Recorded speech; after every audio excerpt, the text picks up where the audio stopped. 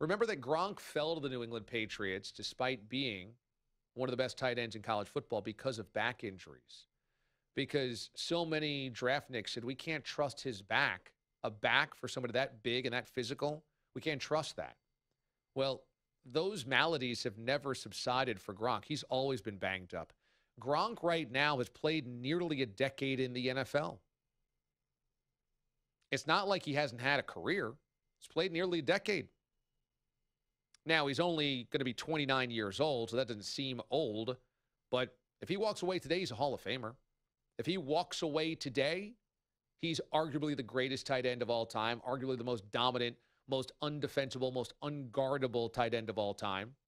He has 2 Super Bowl rings. He's in their ring of honor. He's connected forever with the championships.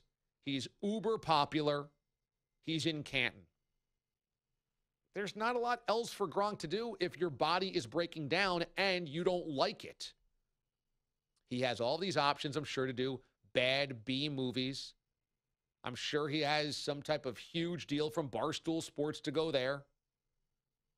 I'm sure he could become a wrestler in WWE or have some dopey sitcom on Bravo or something like that. You know he's got all of these things lined up if he were to walk away. This talk doesn't surprise me.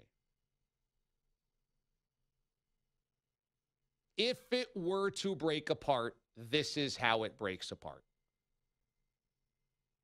They bet on Brady over Garoppolo. Belichick's about to walk out the door and McDaniels takes over. Gronk retires. Players don't have an inherent belief in Belichick because he benches Malcolm Butler and they lose the Super Bowl. And these are the types of things that happen to crumbling dynasties. It happened at the end of the Steelers in the early 80s. It happened at the end of the Cowboys mid-90s. It happened at the end of the Packers in the late 60s. This is how it goes down. But am I going to bet on it? Of course not. Of course not.